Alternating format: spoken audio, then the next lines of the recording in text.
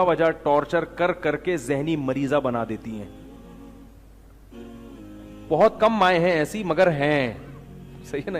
Market میں یاد رکھو چیز شارٹ تو ہوتی ہے, ختم نہیں ہوتی. بہت سے نفسیاتی ڈاکٹروں سے میں نے خود سنا ہے کہ بہت سے کیسز میں لڑکی پاگل ہو چکی ہوتی ہے اور اس کو پاگل کرنے والی کون ہوتی ہے؟ اس کی سگی ماں. کوئی بوجھ ہو جاتا ہے بلا وجہ اس کو تانے, بلا وجہ کہ اس کو ایک کی طرف توجہ زیادہ, دوسری بیٹی کو کیا کر دیا, بالکل لٹکا دیا. اسلام میں اولاد کے درمیان بھی عدل ضروری ہے. تو اسی طرح بعض باپ اپنے بیٹے کو نفسیاتی بنا دیتے ہیں, ہر ایک کے سامنے اس کی برائی کر رہے ہیں, ادھر بھی جا کے میرا بیٹا ایسا, میرا بیٹے کی عزت کا کیا کر دیا, جنازہ. ارے بھائی تم اپنے بیٹے کو بتاؤ یا کسی خیر خواہ کو بتاؤ, پوری دنیا میں کیوں بتا رہے ہو کہ میرا بیٹا ایسا, میرا بیٹا ایسا؟ کیونکہ لوگ بولتے ہیں یار اس کا تو, پھر وہ اس کی کبھی عزت نہیں ہوتی. لوگ کہتے ہیں اس کا تو باپ اس کے خلاف ہے, تو وہ اس کے دل میں اور نفرت کے جذبات پیدا ہوتے ہیں. تو رسپیکٹ جو ہے نا وہ اولاد کو بھی ضرورت ہوتی ہے. باپ کی ذمہ داری ہے وہ اپنے بیٹے کو عزت دے, بیٹی کو بھی کیا دے, عزت.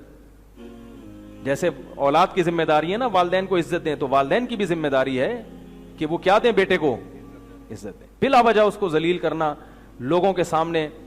ہاں اولاد کے لیے ہم یہی کہیں گے کہ اگر باپ یہ سب کر رہا ہے تو اللہ کے لیے برداشت کر لو, آپ اس سے مطالبہ نہ کرو, ہمیں آ کے بتا دو, ہم ابا کو چپکے سے سمجھا دیں گے.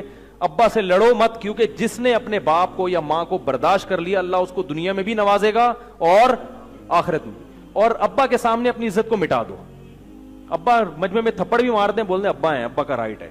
ابا کو ہم یہی مشورہ دیں گے کہ تھوڑا سا خیال کریں آپ, لیکن آپ کو ہم یہی مشورہ دیں گے کہ اگر ابا سیٹنگ پہ نہیں آ رہے تو آپ ابا کے حساب سے اپنے آپ کو ایڈجسٹ کر لو, آپ خود تھوڑے سے ٹیڑے مڑے ہو جاؤ, ٹھیک ہے نا. آپ خود کیا ہو جاؤ, تھوڑے سے ٹیڑے مڑے ہو جاؤ, ابا کے حساب سے ایڈجسٹ کر لو تاکہ گھر چلے. تو ابا سے نہ لڑو, کیونکہ جس نے ایک دفعہ ایک صاحب میرے پاس آئے, حضرت شیخ الحدیث مولانا زکریا رحمہ اللہ تعالیٰ کے جو والد تھے نا بڑے سخت تھے, ایسی تربیت کی ہے نا انہوں نے, بہت سختی کی اپنے, تو وہ بن گئے پھر شیخ الحدیث بن گئے.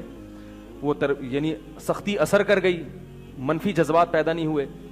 تو ایک لڑکا میرے پاس آیا, وہ عالم تھے, انہوں نے کہا یار میرے ابا نے نا شیخ الحدیث کی آپ بیتی پڑھی ہے ان کے والد کی, تو وہ اسی حساب سے میری ٹریننگ کر رہے ہیں, بالکل کہیں مجھے ہلنے بھی نہیں دے رہے, یہ کرو اب یہ کرو.